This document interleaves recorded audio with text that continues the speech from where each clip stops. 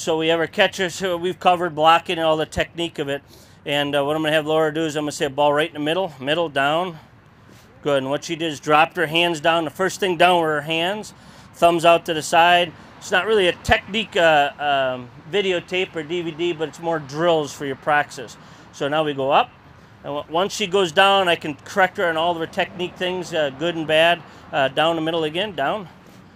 Okay, looks good. Make sure that when we go down, we don't collapse and make ourselves small when my knees hit the ground. I go down and then I watch the ball hit me. So then when I watch the ball hits me, my chin goes into my chest, and then I don't make myself so small that if a ball takes a bad hop, it doesn't go over my shoulders. So I'm big. When I see that ball hit me, that's when I get smaller, and my body concaves over the top of it, keeping the ball right underneath me. So back up. This time you're going to go to your left. Go ahead.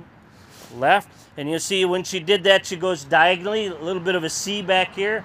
We want to make sure that when a ball comes in at this angle from the pitcher, that it comes right back in fair territory where I can recover and throw to each base or whatever base I got to throw to. If she were to square your body up, now when that ball, because of the angle at which that pitch is coming from, when it hits it, it'll ricochet off into the direction. Now, if it's third base, that's not that bad because it's going towards third, but we want to try to keep it underneath you as best we can so you can throw right from there. So back up, Laura. Now I'm going to say right, left, or straight down. Ready? Right. Up. Left. Up. Straight down. Up.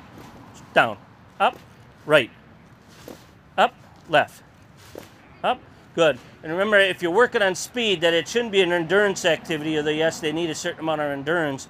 But a lot of times we get a very good endurance, but when you face a pitch that's throwing hard, their hands aren't quick enough.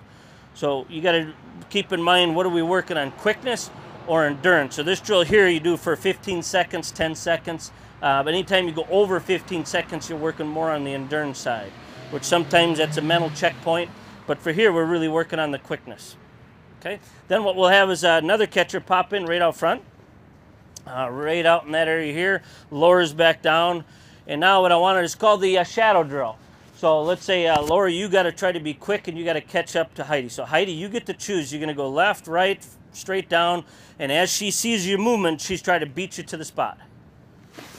Good. And then back up. Good. Up. Good. Up. Good. Up. Laura out. Emily in. Okay, ready? Now, Emily, you get to lead the way, and Heidi's got to try to catch up to you.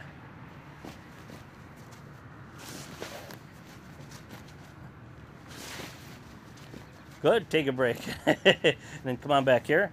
One of the things you find with the catchers is having some competition, really in any sport or any drill that you do. When you have a competition with a partner, you're going to find it kind of gets your adrenaline going, and that makes it a little bit more game-like.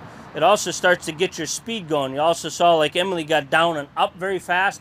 Heidi was a little bit slower, and she tends to tuck one knee. So you start to get feedback of what is keeping me behind, what's slowing me down a little bit, and it allows them to kind of do some adjustments on their own.